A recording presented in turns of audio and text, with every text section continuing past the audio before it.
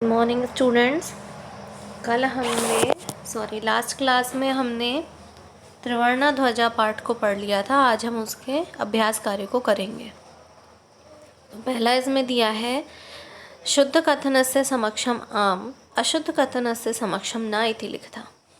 अर्थात शुद्ध जो वाक्य है उसके सामने आम लिखना है। आम का अर्थ होता है हाँ, और अशुद्ध कथन के सामने न लिखना है। ना यानी कि नहीं। ठीक है। तो पहला है अस्माकं राष्ट्रस्य ध्वजे त्रया वर्णा सन्ति। हम अस्माकं माने हमारे, राष्ट्रस्य यानी कि राष्ट्र के, ध्वजे माने तिरंगे में या झंडे में, त्रया वर्णा सन्ति तीन रंग होते हैं। तो बिल्कुल सही है, इसलिए हमने इसके आगे आम लिखा है। दूसरा है ध्वजे हरित वर्ण शांते प्रतीका अस्ति। हरित वर्ण शांति का प्रतीक होता है, नहीं, श्वेत वर्ण शांति का प्रतीक होता है, इसलिए ना हो जाएगा। नेक्स्ट है ध्वजे केशर वर्णा शक्त्या सूचका अस्ति। ध्वज जो है वो उसका जो केशर वर्ण है, यानी कि जो सबसे ऊपर जो केसर वर्ण है वो शक्ति का सूचक है। सही है, इसलिए आम लिखा है। चक्रे 63 अरा सन्ति। जो चक्र होता है उसमें 63 यानी कि 30 अरा सन्ति, 30 तीलियाँ होती हैं ना। कितनी होती हैं? चतुर्विंशति यानी कि 24 तीलियाँ होती हैं। चक्र प्रगते द्योतकम। चक्र प्रगति का द्योतक है, हाँ, तो इसलिए हमने आम लिखा है। नेक्स्ट हो गया अधोलिखित पदेषु प्रयुक्तां विभक्तिम वचनम च लिखत। निम्नलिखित पदों में प्रयुक्त विभक्ति और वचन को लिखना है। जैसे पहला इन्होंने करके भी दिया है त्राणायाम। त्राणायाम पद में कौन सी विभक्ति है? षष्ठी विभक्ति। और वचन कौन सा है? बहुवचन। तो अब यहाँ पर हमने देखा कि दूसरा शब्द हमारा क्या है? समृद्धि। समृद्धि में है षष्ठी विभक्ति एक वचन, वर्णानाम षष्ठी विभक्ति बहुवचन, उसाहस्य षष्ठी विभक्ति एक वचन, नागरिके तृतीय विभक्ति बहुवचन, सात्विकतया तृतीय विभक्ति द्विवचन, प्राणानाम षष्ठी विभक्ति बहुवचन, सभायाम सप्तमी विभक्ति एक वचन। अब है एक पदेन उत्तरत, यानी कि इन प्रश्नों का उत्तर एक पद में देना है। पहला है अस्माकं ध्वजे कति वर्णा सन्ति। हमारे ध्वज में कितने वर्ण होते हैं? त्रय, तीन रंग होते हैं। त्रिवर्णे ध्वजे शक्त्या सूचका का वर्णा, यानी कि ये हमारे तिरंगे झंडे में शक्ति का सूचक कौन सा है? केशर वर्ण। अशोक चक्र से कस्य द्योतकम अस्ति। अशोक चक्र किसका द्योतक है? सत्यस्य धर्मस्य अहिंसा, सत्य धर्म और अहिंसा का द्योतक है। त्रिवर्णा ध्वजा कस्य प्रतीका। त्रिवर्ण ध्वज काय का प्रतीक है? स्वाभिमान से, स्वाभिमान का प्रतीक है। अब आगे इसके एक वाक्यानुत्तरत प्रश्न आ गए आपके। तो पहला है अस्माकं ध्वजस्य श्वेत वर्ण कस्य सूचका अस्ति।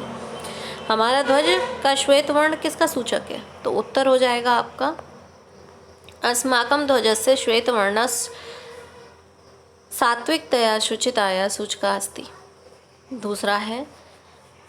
दूसरा प्रश्न आपका है अशोक स्तंभस्य कुत्र अस्ति। तो आपका उत्तर है सारनाथे अशोक स्तंभा अस्ति। फिर तीसरा प्रश्न है त्रिवर्ण ध्वजस्य उत्तोलनम कदा भवति। तीन वर्ण के इस ध्वज को कब उतारा जाता है?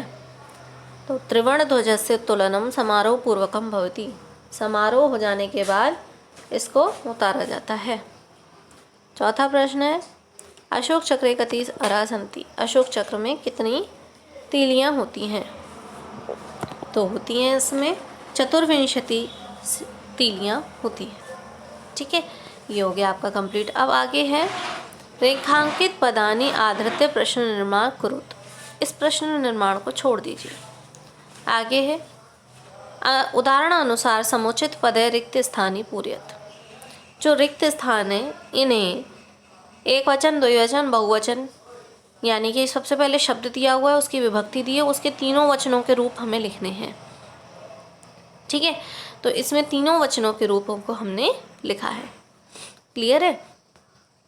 इसको आप इसी में से कंप्लीट कर लेंगे और याद भी करेंगे। समुचित मेलनम कृत्वा लिखत।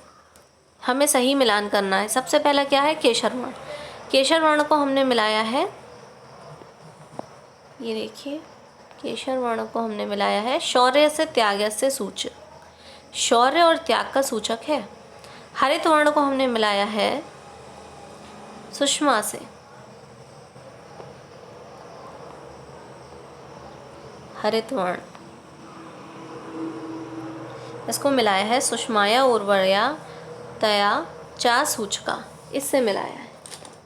फिर नेक्स्ट है आपका अशोक चक्रम। अशोक चक्र किसका प्रतीक है, ये आपका प्रगति का प्रतीक है, तो हमने इसे इससे मिलाया है। फिर है त्रिवर्ण ध्वजा। त्रिवर्ण ध्वज ये किसका प्रतीक है, स्वाधीनता का, राष्ट्र गौरव का प्रतीक है। और त्रिवर्ण ध्वज से स्वीकरणम, हमारे झंडे को कब अपनाया गया था, 22 जुलाई 1947 को। ठीक है, तो ये आपके प्रश्न हो गए। अब आपको अपनी कॉपी में, नोटबुक में कौन कौन सी एक्सरसाइज करनी है ये मैं बता रही हूँ, और आज ही ये एक्सरसाइज करनी है। क्लियर है? सबसे पहले आपको ये एक्सरसाइज करनी है, ये और ये 3 एक्सरसाइज आपको अपने कॉपी में करनी है। ठीक है, थैंक यू।